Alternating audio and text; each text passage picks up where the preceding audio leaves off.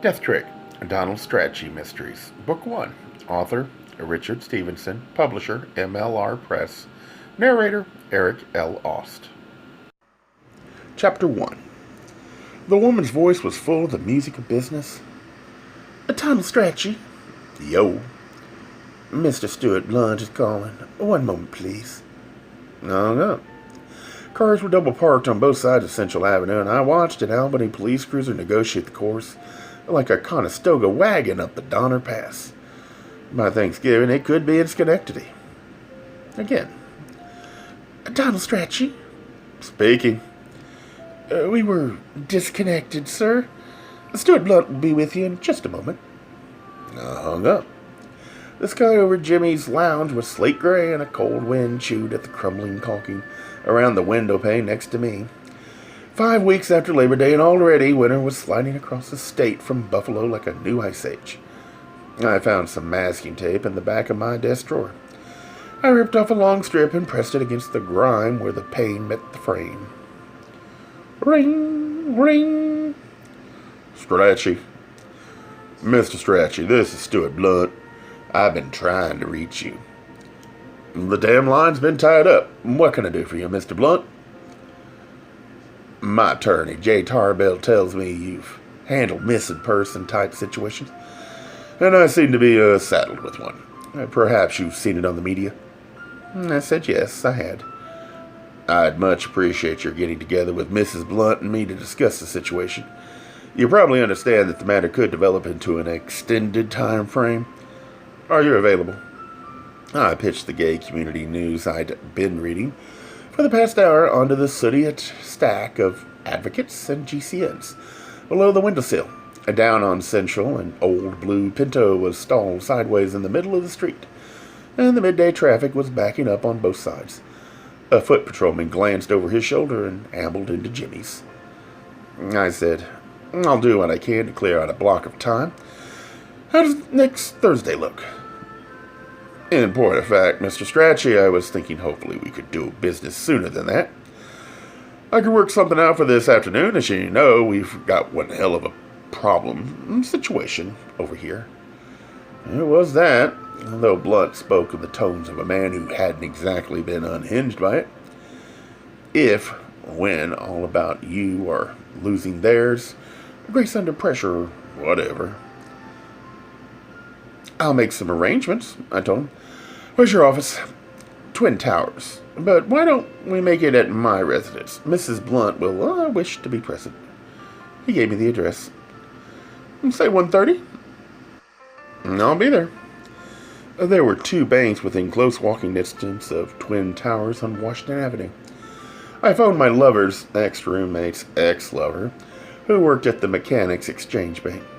He called back 5 minutes later with the information that there was no danger of my depleting Stuart Blount's checking account anytime in the current century. I walked down to Elmo's at Central in Lexington and ordered a Diet Pepsi and a roast beef sub with extra meat. I wrote Elmo a check for the $2.93 and made sure I had a state bank deposit slip with me for after I'd paid my call at the Blunts. They lived in a 3-story neo-Romanesque brownstone on State Street, overlooking Washington Park. The place was in the middle of the block, which I knew well enough, if only from the street. The buildings had a solid Edwardian property about them, the sort of neighborhood Lady Bellamy might have visited if the Titanic had made it across. Those houses, which hadn't been carved up into roomy, high-ceilinged apartments for professional people and upper Achillean state bureaucrats, were still occupied by families who were rich and, by and large, straight in recent years. My close contact with both groups had been relegated to mainly business. The heavy oak door had a big oval of glass in it, beveled at the edges with the name Blunt engraved in the center in a fancy script. The Blunt family was not new to State Street. I rang the bell and stood shivering on the stoop, wishing I'd worn a sweater under my corduroy jacket. I looked at my reflection in the polished glass and checked my tie. A pricey tan suede job that had been a gift from Bridget's mother, back when she still referred to me as our Donald. and not that sneaky fairy. I'd once tossed the tie in a Goodwill box, then bought it back a month later for 35 cents. It was the only one I owned, and it helped clients like the Blunts meet their need to take me seriously. A muscular brown woman in a black dress and white apron led me through the foyer past a ticking grandfather clock into a pale yellow room with a crystal chandelier. Over a walnut sideboard with silver candlesticks were portraits of two early 19th century types. A man and a woman who looked as though they'd absorbed their cotton mather. The oriental scatter rugs on the polished oak floor had held their color, and my fee went up as I crossed the room. The brown woman recited, "Mr. and Mrs. Blunt will be with you in just a moment," and left. Big Michael Corder fans, the Blunts. I seated myself on a winged mahogany-trimmed empire sofa upholstered in deep blue and off-white strips of silk. Not a piece of furniture to take off your shoes and curl up on. I sat like a debutante with a teacup on her knee and looked out the bay window to my right and saw the exact tree in the park under which I had met Timmy Callahan. I smiled. "Mr. Strachey, hello. I'm Stuart Blunt, and this is Mrs. Blunt." He strode toward me from the foyer, moving like a clipper ship, an elegant hand coming out of the sleeve of a gray chalk-stripped business suit. He had a full head of wavy gray hair and a nicely chiseled face with the lines of age in the most flattering places, as if he'd picked up the design during a February golfing jaunt to the Algarve. Mrs. Blunt, a handsome, slim woman, who could have been her husband's sister, wore a mauve dress of a style and cut that would not go out of fashion. Her movements had a calculatedly loose finishing school cockiness about them that came across as a kind of stiffness. She carried a small glass ashtray in her right hand and offered me her left. Her tanned and braceleted jingly-jangly arm raised up like a drawbridge, and she said, "Hello," in a voice that once must have been musical. I declined Mrs. Blunt's offer of refreshment. The bank would be closing at 3, and resumed my perch on the sofa. The Blunts faced me from twin Chippendale chairs with lion's claw feet across a glass-topped coffee table. My stained desert boots with the frazzled stitching were visible through the glass. "You come very well recommended," Stuart Blunt said, nodding and trying to convince himself of something. "Jay Tarbill tells me you have quite a reputation around Albany, and Jane and I are grateful that you could rearrange your affairs and consider our son's rather problematical situation on such short notice." I said, "Luckily, a hole opened up in my schedule. I was ready to join them if they clutched their sides and shrieked with laughter." "Well, we're very fortunate then," Blunt said, feigning credulity, like a man who knew what was important.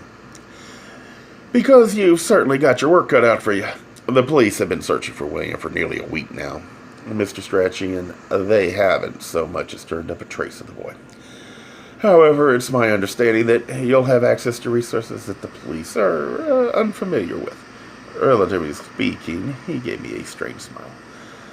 "We're certainly hoping that you can help us out, Mr. Strachey. Can you?" They leaned toward me just perceptibly. I said, "What is it you want me to do?" "Why, find our son. Wasn't that clear? And bring him home to us." Maybe there had been a misunderstanding. "Let me get this straight. Your son is William Blunt? The William Blunt, who was charged this week with second-degree murder? He's the missing person we're talking about here. Or am I confused?" Jane Blunt shot her husband an impatient look and removed a silver thin from a gold box on the coffee table. Blunt shifted in his chair and said, "Why, yes, William Blunt is our son. I thought you understood that from the media coverage. Do you think you can locate the boy?" "I might. And then what?" "Then what?" "I don't follow." "I mean, do you want me to gather evidence that will clear your son of the charge?" "That's what I'm usually hired to do in these cases." I've done it. Oh, we'll handle the legal end of it, Blunt said, waving the matter away. You'll simply find William and bring him to Jane and me. You won't need to concern yourself with the judicial processes. Mr. Strachey, that's all being taken care of. How so? Jane Blunt lit her cigarette, which dangled from one corner of her mouth, and from the other corner she spoke to me with a pained earnestness. Jay Tarbill is helping us out. He's a dear man. Do you know Jay? And hopefully this ugly business can be cleared up with a minimum of upset for all concerned. It's been such a ghastly experience for Stuart and me, and we're terribly anxious for it to be over with just as soon as possible. But Billy naturally must take the first step by coming home and facing up to his responsibilities. She sounded like a mother whose son had knocked up the trashman's daughter and a settlement was in the offing. She dragged on the cigarette and blew a stream of smoke up toward a humming little vent in the ceiling which inhaled the cloud. I said, I know Tarbell by reputation. If anyone in Albany can get your son out of this, he's the one. I take it you believe your son is innocent? They looked irritated. Not injured, not offended, just irritated. Well, we certainly hope so, Blunt said. My God, I'd hate to think William was ever capable of such a thing, but let me emphasize, Mr. Strachey, that the question of William's guilt or innocence is a matter to be dealt with elsewhere. That end of it would be outside your purview. As I see it, disposition of the case would be a matter for the courts to concern themselves with. Wouldn't you agree? By way of preparation for that eventuality, however, perhaps you could give us an estimate on how long it might take you to locate William. Something was screwy here, but I didn't know what. I'd had clients in similar situations, but none so chipper and optimistic as the Blunts. I studied them for a moment with no result. I said, No, I can't. 2 days, a week, a month. It's hard to say. I'd have an idea in a couple of days of what I'd be up against. I'd need a good bit of help from you two. You'll have it, Blunt said. Will you take the case? You understand that once I locate your son and he agrees to come home, you and Tarbell could meet with him, and then he'd have to go straight to the police. That's the law. If he didn't, I'd have to report it. There'd be no funny stuff, right? Flying down to Rio or whatever. I doubt if this was what the Blunts had in mind, though. It had happened to me once before.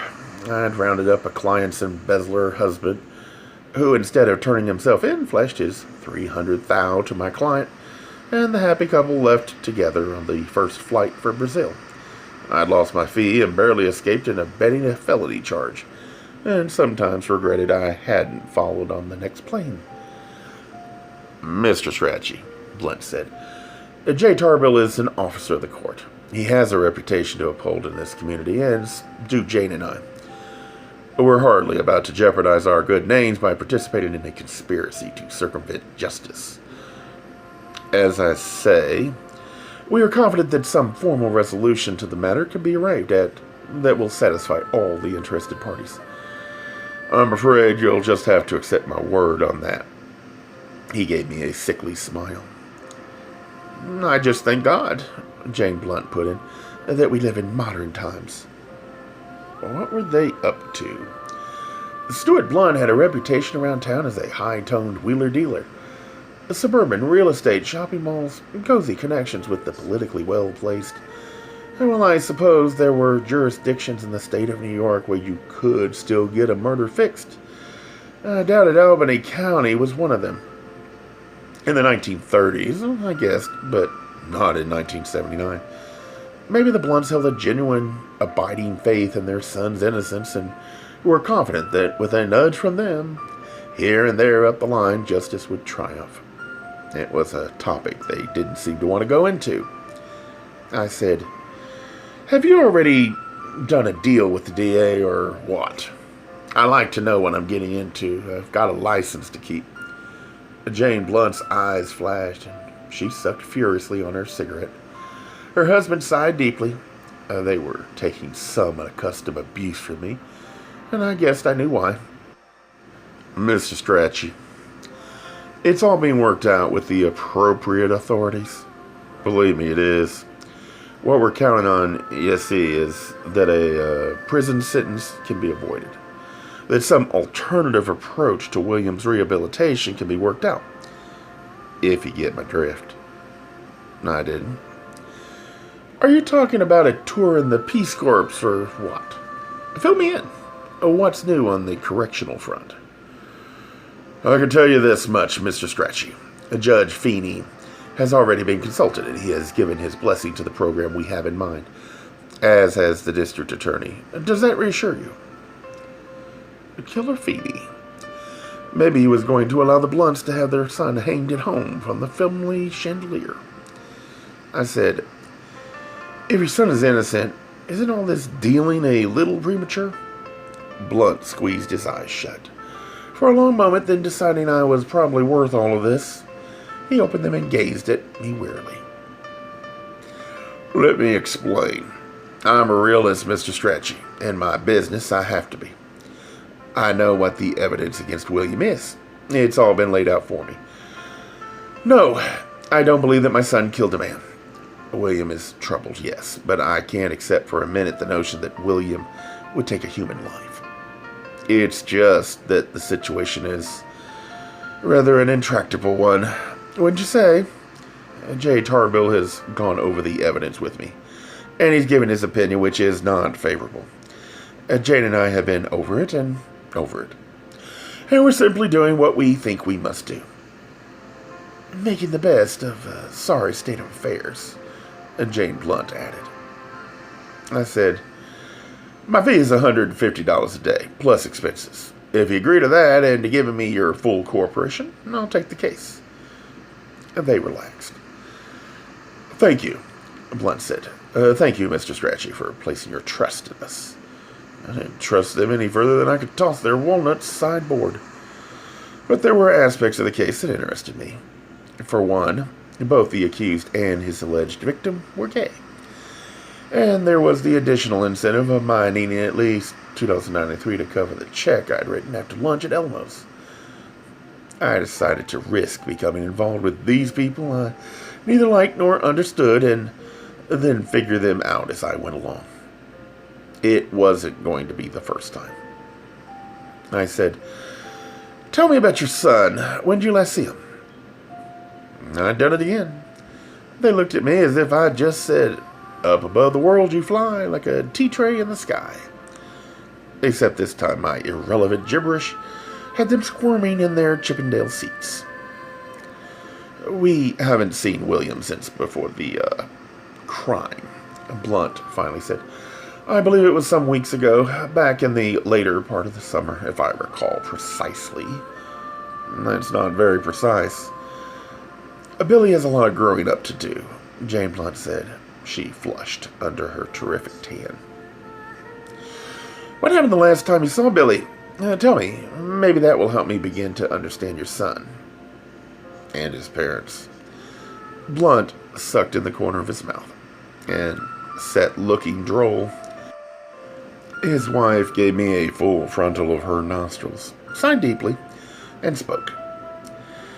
On the morning of August the 18th, Stuart and I drove down from our cottage in Saratoga. When we arrived, Billy was here in our house with a man. Then what? If you've read between the lines of the newspaper accounts, Mr. Strachey, you must have deduced that our son has homosexual tendencies. Billy is easily influenced, and he had spent the night on that sofa you're sitting on, Mr. Strachey, with a gay individual. Tact, she went on. Of course, we had words with Billy about his behavior, and he simply walked out on us. Billy refused even to turn over his keys to the house, and Stuart was forced into having the locks changed. We haven't seen or heard from Billy since that day, despite our repeated messages offering to help him. As we've tried to help our son find his way on so many occasions in the past. We love Billy, you see, and we're not going to give up on him. Tendencies. I remembered seeing Billy Blunt's byline on articles and editorials in the local gay community news bulletin a couple of years earlier. Though not, I thought recently, and I doubted he shared this assessment of his sexual makeup. Also, I tried to remember whether I'd ever run into him myself. I glanced down at the sofa, but it didn't ring a bell. I said, Billy was living here. He has his own apartment, Stuart Blunt said. Billy has been on his own for several years now, but of course he's always been welcome here. However, you have to draw the line somewhere, am I right? I'm convinced I did the right thing. I supposed he had, though the family dynamics here were starting to betray a certain complexity. And Jane Blunt stabbed out her cigarette in the little dish in her palm. She gazed down at the butt and warbled. J. Tarbill tells us you may have, could we call it, a special entree with Billy's circle of acquaintances, Mr. Strachey. She looked up at me with a clammy expectancy. We could call it that. Blunt pulled himself forward in a herky-jerky way and spoke the words. Jay has mentioned to us that you are an avowed homosexual, Mr. Strachey, and that you can be counted on to be familiar with the gay lifestyle and milieu here in Albany. Yes, I'm gay. We're broad-minded, Blunt said. He assumed a facial expression that resembled the work of an early cubist. How you live your life, Mr. Strachey, is none of our business. How William lives his life is very much our business. He's our only child, you see. He has no sisters or brothers. Or siblings. How old is your son? I asked. Mid-20s? 27. He sounds old enough to make his own decisions. Despite our disagreements with Billy, Jane Blunt said serenely, he's always considered Stuart's, in my opinion, important. There's always been a kind of bond. Scanty as the evidence was so far, I figured she had something there. You said you had words with Billy the last time you saw him. What did he say when he left? Well, in point of fact, Blunt said, shifting again, Jane and I did the actual speaking. I did get a little hot under the collar. I have to admit, Billy did not express his feelings verbally. He simply walked out the door with his house guest, who probably never even sent a thank you note. Is that what Billy ordinarily does when he's angry? Walks away? Blunt took on a martyred look. If only he would. William's silence in August was hardly characteristic of our son, Mr. Strachey. When William becomes angry, he generally makes a speech and gives us all his propaganda. Or does a desecration number on the Blunt's Fife sofa. But of course, we've never bought it. All the slogans and so forth. Don't get me wrong, Mr. Strachey, Blunt said, giving me his Picasso face again. We respect the activist's position, and we do not support legal discrimination against sodomites. But for William, it isn't the thing, you see. Not the road to the fulfilling type of life that is available to our son. If Billy Blunt was not an extremely angry young man, then he had to be a turn-up. What happens when I locate Billy and he refuses to drop by and hash things over with you too? That sounds to me like a distinct possibility. Bond or no bond, he's not likely to expect a sympathetic hearing from his family, especially given the circumstances of the crime he's accused of. Jane Blunt went for another cigarette. Her husband removed a sealed business-size envelope from his inside breast pocket and handed it to me. The printed return address was for Blunt and Hackett, investment counselors, Twin Towers, Washington Avenue, Albany. Give Billy this, he said. It should make a difference. I slid the envelope into my own breast pocket and could feel it find the rip at the bottom and begin to edge down into the lining. I asked, well, what was in the envelope? That is private, Jane Blunt said. Private and personal. If Billy wants to tell you about it, that's his business. I doubt that he will. You just give it to him. He'll come home. She gave me a look that said, Understood. Maybe he'd come home, or maybe he wouldn't. But I didn't doubt that whatever was in the envelope was going to make an impression on Billy Blunt. I asked them to fill me in on their son's whereabouts, activities, and acquaintances over the past 10 years. And for half an hour, they rambled around the surface of Billy's social, educational, and occupational landscape. They offered little to go on. Billy Blunt had graduated from sunny Albany with a degree in political science, and then had taken a series of menial jobs. Currently, he worked in a record shop. He hadn't lived at home since college, though his addresses were never more than 8 or 10 blocks from the family abode on State Street. This letter may or may not have meant something. Albany gays tended to live within a walking distance of the bars and discos on nearby Central Avenue, and Billy Blunt's unbroken proximity to his parents could have been coincidental. I'd find out. The Blunts knew no names of their son's friends, and they said his social circle was, they were certain, made up of gay individuals, and they thought I might be acquainted with some of them. This was possible. Gay Albany, though populous enough, was not so vast as San Francisco. The Blunts gave me a photograph of their son. He was good-looking, in a lean-jawed sort of way, with a broad, vaguely impudent smile, shortish, dark hair, deep black eyes, and the obligatory clipped British military mustache. I thought, in fact, that I had seen him around in the bars and discos. Given my habits and his, it would have been odd if I hadn't.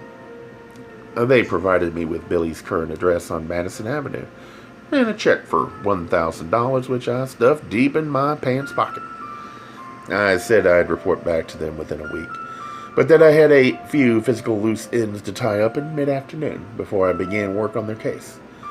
Stuart Blunt walked with me to the door, shook my hand, made a point of squeezing my shoulder as he did so, and wished me all the best of luck. I had the feeling I was being used by these people in a way I wasn't going to like once I figured out what it was. Outside, the cold wind felt good. I ambled downstate, turned the corner away from the park, and made for the bank. Gay Mysteries audiobooks. I think it is easy to hate a label, but a face humanizes the word. So this effort is twofold. To offer comfort to those like myself that your world didn't end because you don't fit into the view of acceptable society on both sides.